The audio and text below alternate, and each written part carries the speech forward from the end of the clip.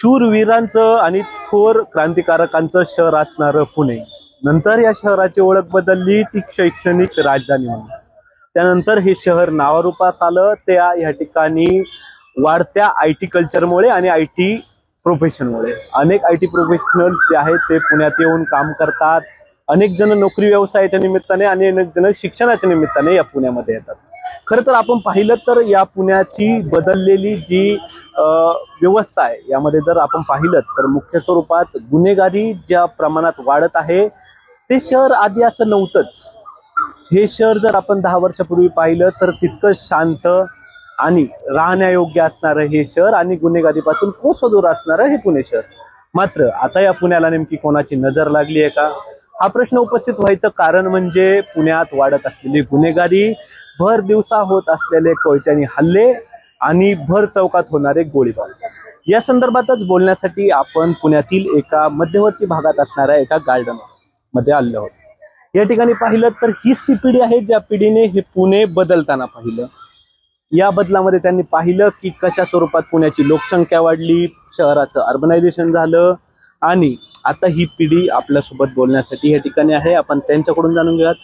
काय सांगाल, खरं तर तुम्ही ज्यावेळी पुण्यात जन्माला आलात किंवा पुण्यात आलात त्यावेळीचं पुणे कसं होतं आणि आत्ताचं पुणे जर हे गुन्हेगारीच्या पार्श्वभूमीतून पाहिलं तर पुणे नेमकं कसं बदललं? तेव्हा पुन्हा असं होतं की बाई 12 वाजेपर्यंत जरी बाहेर येणली तरी तिच्या केसावर धक्का लागत नव्हता. आता पुन्हा बघितलं की 10 वाजता पहिलं बाहेर निघायची भीती वाटते. पब्लिक असं घाणेरड्या वृत्तीचं झालेली आहे, नजरच घाणेरडे झालेली आहे. असं आहे. सांगा काय करायचं बाईनी? आता हे नसरापूरच हा माणूस किती वाईट होता. त्यांनी शेळ्या सोडल्या नाही आणि तुम्ही 4 वेळा त्याला आतनं बाहेर सोडला. बरं त्यांनी काय केलं, एकाच्या लेकराला शेणात गाडलं. काय उपयोग झाला? तुम्ही नेऊन आत ठेवलं त्याला, अजून तरी काही त्याची हालचाल नाही. पुण्याची ओळख इतकी सुंदर होती की बाहेर परदेशातील नागरिकांना देखील पुण्याचं अट्रॅक्शन असायचं किंवा आकर्षण असायचं.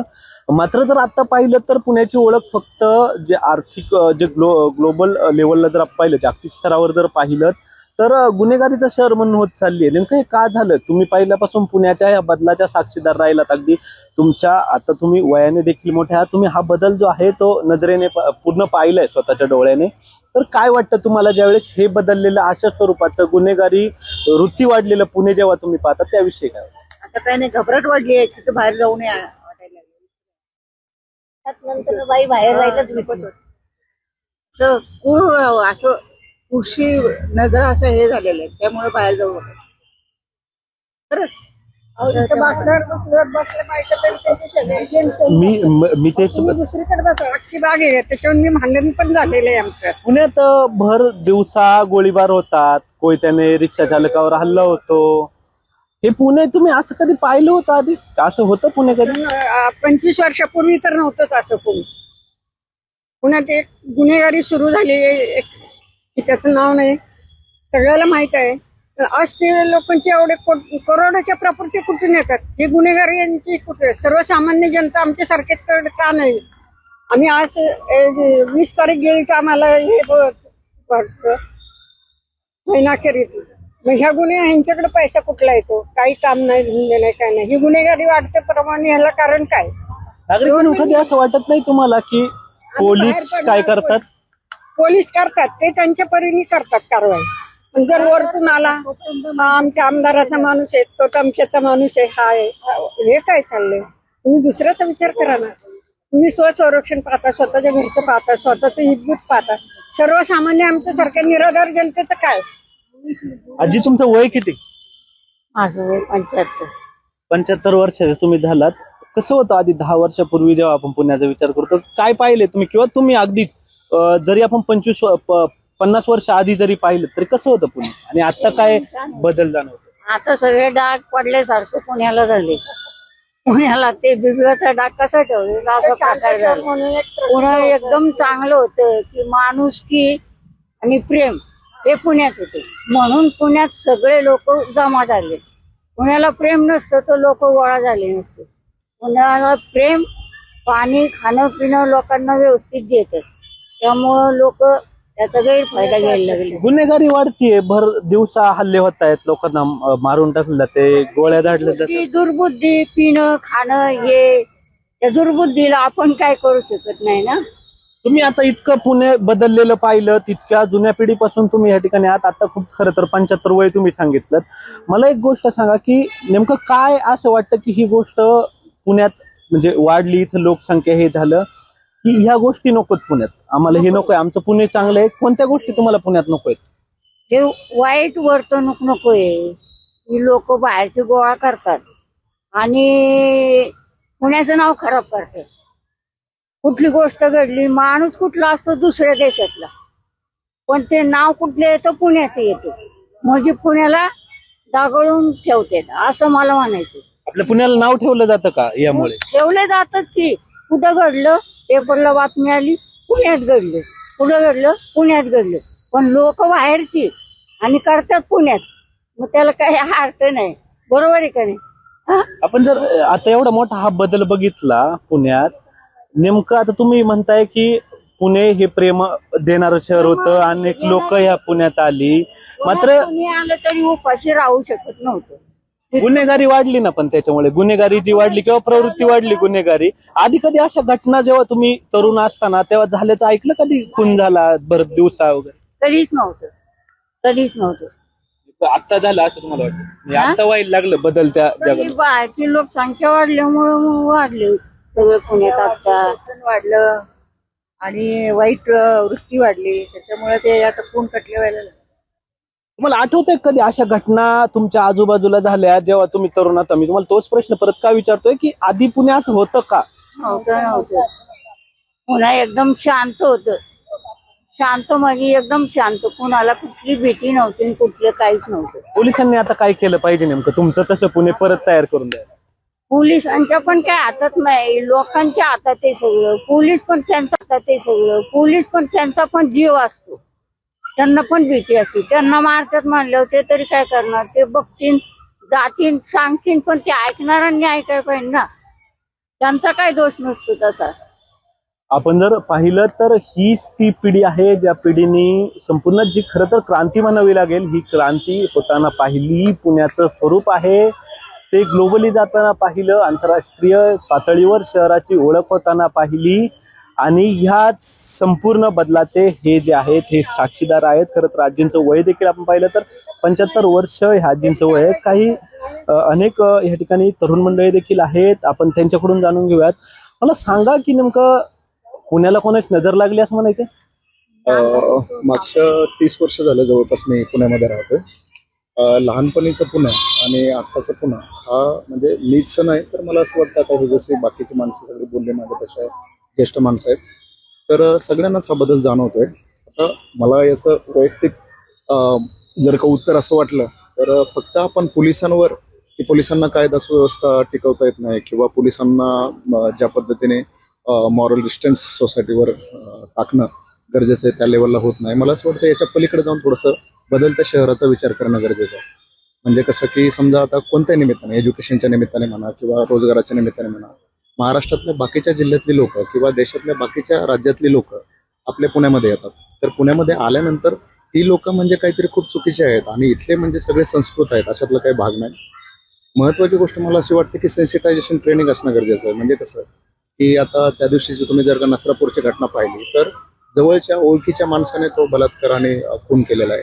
म्हणजे सेन्सिटायझेशन ट्रेनिंग म्हणजे पॅरेंटला सुद्धा सेन्सिटाईज करणं गरजेचं आहे की आपल्या लहान लेकरांना गुड टच, बॅड टच याचं ट्रेनिंग देणं गरजेचं आहे. हेच आपण स्कूल लेवलला देखील देणं गरजेचं आहे. आता तुम्ही पाहिलं की 11वी 12वीचे जे अडोलसंट फेजमध्ये असणारे मुलं आहेत ते कोयते घेऊन फिरतायत, दहशत करण्याचा प्रयत्न करतायत किंवा इंस्टाग्रामवर स्वतःचे वेगवेगळे व्हिडिओ बनवून टाकतायत. तर हे जो काही ट्रेंड आहे याच्यामध्ये बाहेरच्या आणि आतला असा काही फरक नाही. पण संस्कृतीचं ज्यावेळेस आपण विचार करतो एखाद्या शहराच्या संस्कृतीचं तर त्यावेळेस अशा विचित्र काही घटना घडल्या तर त्या संस्कृतीला ते काळा डाग लागल्यासारखं होतं. तर याच्यावर सेन्सिटायझेशन ट्रेनिंग करणं गरजेचं आहे. जे रिपीटेड ऑफेंडर आहेत म्हणजे जेलमध्ये लोक जातात आणि परत बाहेर आल्यानंतर तशाच पद्धतीचे बलात्कार, तशाच पद्धतीचे खून आणि अशा बऱ्याचशा गोष्टी रिपीट झालेल्या आहेत. माझं वैयक्तिक असं म्हणणं आहे की जर का एखाद्या शहराला समृद्धतेचा वारसा आहे, संस्कृतीचा वारसा आहे, शिक्षणाचा वारसा आहे तर त्याच्यासाठी प्रशासनासहित सर्व राजकीय प्रतिनिधींनी सुद्धा सगळ्यांनी एकत्र येऊन एक बैठक करून सगळ्यांनी काय काय बदल होता त्याचं एक व्यवस्थित शास्त्रीय पद्धतीने एक निरीक्षण करून चांगल्या पद्धतीने एक अभ्यास करून एक नवीन प्लॅनिंग पॉलिसीमध्ये आणणं गरजेचं. तुम्हाला देखील प्रश्न तोच आहे की पुण्यात वाढलेली जी गुंडांची दहशत आहे, याला नेमकं जबाबदार कोण आहे? जर शहरात दिवसा ढवळ्या अशा गोळ्या झाडल्या जातात एका भर चौकामध्ये, का जो मुख्य महामार्गावर असणारा ही घटना आहे संपूर्ण. आणि जर असं पाहिलं तर त्या दिवशी तुम्ही सोशल मीडियावर व्हायरल झालेला तो कोयताचा व्हिडिओ पाहिला असेल, माणसाला वरतून खाली टाकतानाचा. पुण्याला या घटना नवीन नाही. आता आपण ज्या भागात आहोत त्या भागात देखील एका मुलीवर देखील कोयत्याने वार करण्यात आले 2-3 वर्षापूर्वी. मग हे जी कीड पुण्याला लागली आहे त्याला नेमका जबाबदार कोण? विद्येचं माहेरघर असणाऱ्या या पुण्यामध्ये वेगवेगळ्या राज्यातून जिल्ह्यातून येतात. महिला वर्ग येतो, पुरुष वर्ग येतात, काम करण्यासाठी वेगळे लोक येतात, पोट भरण्यासाठी, उपजीविकेच्या साधनासाठी येतात. सध्या पूर्वीसारखं सुरक्षित वातावरण इथं राहिलेलं आहे. एक जबाबदार कोण असा जर प्रश्न विचारला तर असा एका घटकाकडे बोट दाखवणं चुकीचं आहे. परंतु मी सांगेल की प्रशासनाने योग्य कारवाई करणं गरजेचं आहे. प्रशासनाने दखल घेणं गरजेचं आहे. कायदे आहेत, कायद्यांचा अवलंब करणं गरजेचं आहे. यथायोग्य कायद्यांचं पालन करणं गरजेचं आहे. कायदा निश्चितच नागरिकांचं रक्षण करू शकणारे, रक्षण करण्याची ताकद कायद्यांमध्ये आहे. फक्त प्रशासनाने त्याचा अवलंब करणं गरजेचं आहे. पोलीस खात्याने योग्य दहशत जर ठेवली तरी ना असे गुन्हेगारी वाढणार नाही, त्याच्यावर मज्जाव येऊ शकतो. प्रशासनाने त्यावर लक्ष दिलं पाहिजे. तुम्ही किती वर्षापासून पुण्यात आहात? आम्ही 10-15 वर्षापासून पुण्यात वास्तव्याला आहोत. काय वाटतं ज्यावेळी आपल्या शहराचं, इतकं सुंदर शहराचं नाव अशा चुकीच्या घटनांमध्ये ज्यावेळी आंतरराष्ट्रीय पातळीवर येतं, मनात सल जाणवते पुणेकर म्हणून? आता तुम्ही तर समजा वास्तव्यासाठी इथं आलात, पण 15 वर्ष झाली तुम्ही या शहरात राहता. तर हे आपलं संस्कृतीचं माहेरघर आहे. राष्ट्रीय स्तरावर आंतरराष्ट्रीय स्तरावर नावाजलेलं शहर आहे. त्या अशा नावाजलेल्या शहराला, संस्कृतीचा वारसा असणाऱ्या शहराला ज्यावेळेस आहे ना डाग लागतो, पट्टा लागतो, त्यावेळी निश्चितच मनाला आहे ना खंत वाटते. पुण्याचं आहे ना नाव हे खूप नावाजलेलं आहे. त्याला ज्यावेळेस असा डाग लागतो त्यावेळेस आहे ना मनाला आहे ना नाराजी उत्पन्न तयार होती किंवा आहे ना खंत तयार होती. वाईट वाटतं या गोष्टीचं. प्रशासनाने निश्चितच ह्याच्यावर आहे ना लक्ष दिलं पाहिजे. आपली संस्कृती जपण्यासाठी प्रशासनाने पुढे लागून ह्या गोष्टींची थोपवणूक केली पाहिजे. पण जर पाहिलं तर नागरिकांच्या प्रतिक्रिया आहेत त्या त्यांच्या अगदी भावना म्हणायला हरकत नाही, कारण जे ते पुण्यात आयुष्य जगले भूतकाळामध्ये आणि त्याच पुण्याला आज ह्या अशा घटनांचं जे ग्रहण लागलंय ते सुटत नाहीये. आणि त्याचीच खंत, त्याची सल जी आहे ती त्यांच्या मनामध्ये असल्याचं आपल्याला पाहायला मिळतंय. पुन्हा एकदा आपण ही पाहूयात, हीच ती पिढी आहे जी साक्षीदार आहे ह्या बदलाची, ही संपूर्ण पिढी. मात्र आता जर आपण पाहिलं तर त्यांच्या देखील मनात शंका आहे की आमच्या पुण्याचा ऐतिहासिक वारसा, आमच्या पुण्याचा सांस्कृतिक वारसा आणि आमच्या पुण्याचं प्रसिद्ध असणारं ग्लोबल कल्चर जे आहे ते अशा चांगल्या पद्धतीने पुढे जावं. पुण्यात गुन्हेगारी प्रवृत्तीची लोक ती घडू नये, गुन्हेगारी घडू नये यासाठी प्रशासनाने दखल घ्यावी, अशीच फक्त ह्या सर्व ज्या ज्येष्ठांची इच्छा आहे. कारण त्यांनी त्या शहरात त्यांनी पाहिले, त्या शहरात ते लहानाचे मोठे झालेत आणि या शहरामध्ये अशा स्वरूपाच्या घटना बघून अर्थातच त्यांच्या मनामध्ये प्रश्नचिन्ह आहे की आमच्या शहराचं असं का झालं. हा प्रश्न ते अर्थात विचारता येते प्रशासनाला. त्याच्यामुळे या संपूर्ण घटनेची जी दखल आहे ती प्रशासनाने घ्यायची आहे. या घटनेची दखल जी आहे ती सरकारने घ्यायची आहे. आणि अर्थात ज्यांच्या हातात कायदा आणि सुव्यवस्था आहे त्या माननीय गृहमंत्र्यांनी या संपूर्ण प्रकरणाची आणि पुणे पहिल्यासारखं करण्याची दखल आणि जबाबदारी स्वतःच्या खांद्यावर घेणं अपेक्षित आहे. पुण्याहून मी प्रथमेश तांबे, LS मराठी, पुणे.